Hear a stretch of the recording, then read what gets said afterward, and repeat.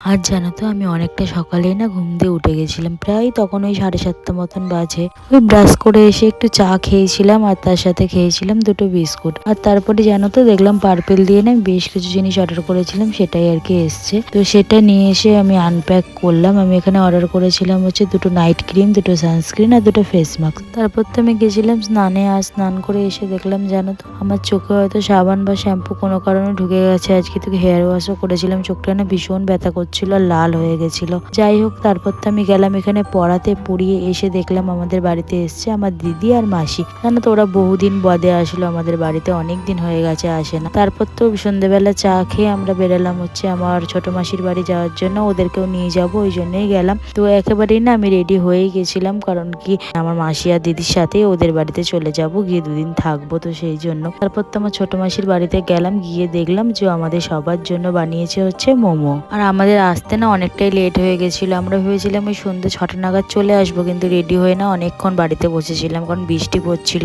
আর বেরানো যাচ্ছিল না, ওই জন্য অনেকক্ষণ বসেছিলাম। তারপর তো অনেকটা লেট করে আসলাম, তখন প্রায় ওই 7:30 8টা বেজে গেছিল। তারপর তো এসে খেলাম ওদের বাড়িতে মোমো।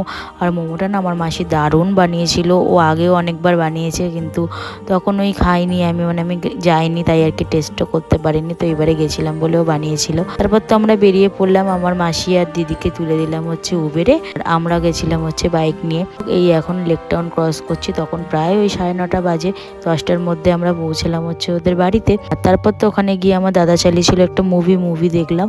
তারপর তো আমরা ডিনার করে নিয়েছিলাম, আর ডিনার করার পর জানো তো অনেকটা লেট করে ঘুমিয়েছিলাম।